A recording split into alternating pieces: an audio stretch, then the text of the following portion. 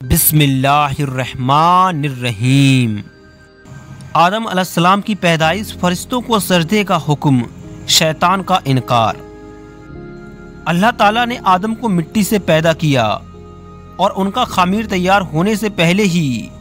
اس نے فرشتوں کو یہ خبر دے دی کہ وہ بہت جلدی مٹی سے ایک مخلوق پیدا کرنے والا ہے جو بشر کہلائے گی اور زمین میں ہماری خلافت کا شرف حاصل کرے گی۔ آدم کا خمیر مٹی سے گوندا گیا اور ایسی مٹی سے گوندا گیا جو نت نئی تبدیلی قبول کر لینے والی تھی۔ جب یہ مٹی پکی ٹھیکری کی طرح آواز دینے اور کھنکھنانے لگی تو اللہ تعالیٰ نے اس مٹی کے پتلے میں روح پھونکی اور وہ ایک ہی وقت میں گوشت پوش ہڈی پٹے کا زندہ انسان بن گیا اور ارادہ، شعور، حصے، عقل اور وجدانی جذبات با کیفیات کا حامل نظر آنے لگا۔ تب فرشتوں کو حکم ہوا تم اس کے سامنے سجدے میں گر جاؤ۔ فوراً تمام فرشتوں نے ارشاد کی تعمیل کی، مگر ابلیس شیطان نے گھمنڈ اور سرکشی کے ساتھ صاف صاف انکار کر دیا۔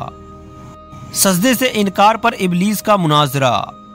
اللہ تعالیٰ اگرچہ غیب کا علم رکھنے والا اور دلوں کے بھیدوں تک کو جاننے والا ہے اور ماضی، حال اور مستقبل،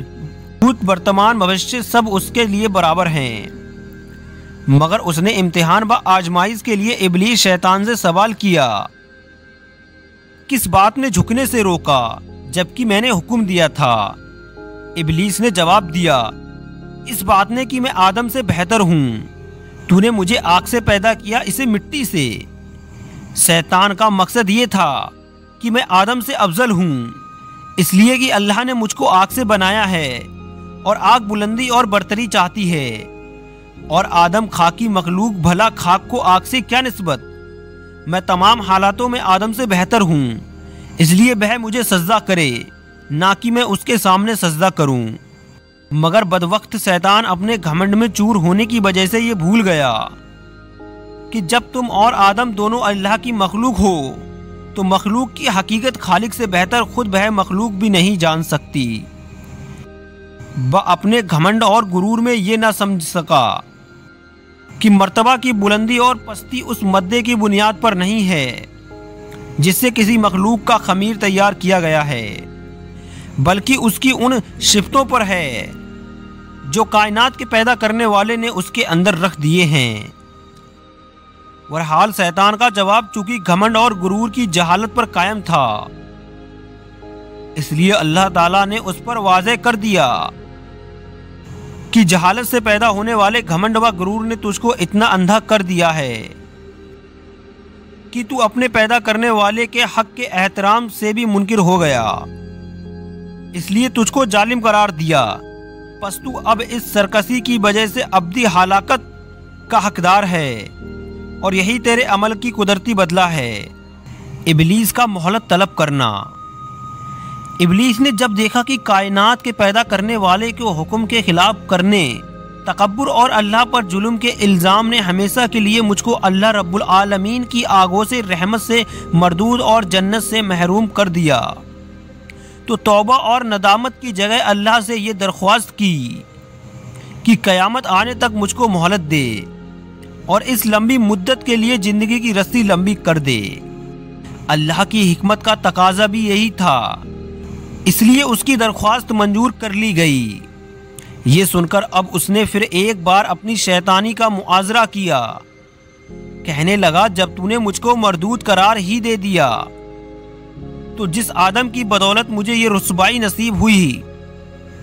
میں بھی آدم کی اولاد کی راہ ماروں گا اور ان کے سامنے، پیچھے، آس پاس اور چاروں اور سے ہو کر ان کو گمراہ کروں گا اور ان کی اکثریت کو تیرا ناشکر بنا چھوڑوں گا۔ البتہ تیرے مخلص بندے میرے فریب کے تیر سے گھائل نہ ہو سکیں گے اور ہر طرح محفوظ رہیں گے۔ اللہ نے فرمایا، ہم کو اس کی کیا پرواہ، ہماری فطرت کا قانون مکافات عمل اور پاداش عمل اٹل قانون ہے، پس جو جیسا کرے گا ویسا بھرے گا، اور جو بنی آدم مجھ سے روگردانی کر کے تیری پیروی کرے گا وہ تیرے ہی ساتھ میرے عذاب کا حقدار ہوگا۔ جا اپنی ذلت اور رسوائی اور خراب قسمت کے ساتھ یہاں سے دور ہو، اور اپنے پیروکاروں کی ابدی لعنت جہنم کا انتظار کر۔ آدم علیہ السلام اور دوسرے فرشتے۔ آدم علیہ السلام کی خلافت جیسے کہ پہلے بیان کیا گیا ہے، جب اللہ تعالیٰ نے حضرت آدم علیہ السلام کو پیدا کرنا چاہا تو فرشتوں کو خبر دی کہ میں زمین پر اپنا خلیفہ بنانا چاہتا ہوں جو اختیار اور ارادے کا مالک ہوگا اور میری زمین پر جس کا تصرف کرنا چاہے کر سکے گا اور اپنی ضرورتوں کے لیے اپنی مرضی کے مطابق کام لے سکے گا، گویا وہ ہماری قدرت اور میرے تصرف، استعمال و اختیار کا مظہر ہوگا۔ فرشتوں نے یہ سنا تو حیرت میں رہ گئے اور اللہ کے دربار میں عرض کیا کہ اگر اس ہستی کی پیدائش کی حکمت یہ ہے کہ وہ دن رات تیری تسبیح و تحلیل میں لگا رہے اور تیری تقدیس اور برجگی کے گن گائے تو اس کے لیے ہم حاضر ہیں، جو ہر لمحہ تیری حمد و ثنا کرتے اور بے چون بچرا تیرا حکم بجا لاتے۔ ہم کو تو اس خاکی سے فتنہ و فساد کی بو آتی ہے، ایسا نہ ہو کہ یہ تیری زمین میں خرابی اور خریجی پیدا کر دے۔ اے اللہ، تیرا یہ فیصلہ آخر کس حکمت پر مبنی ہے؟ بارگاہ الہی سے ایک تو ان کو یہ ادب سکھایا گیا کہ مخلوق کو خالق کے معاملوں میں جلد بازی سے کام نہ لینا چاہیے اور اس کی جانب سے حقیقت حال کے ظاہر ہونے سے پہلے ہی سب بشبہ کو سامنے نہ لانا چاہیے،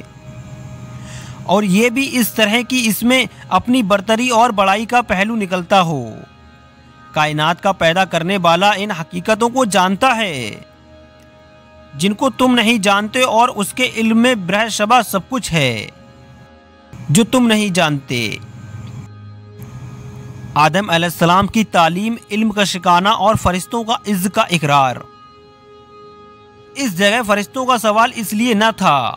کہ وہ اللہ تعالیٰ سے مناظرہ یا اس کے فیصلے کے متعلق موذگافی کریں،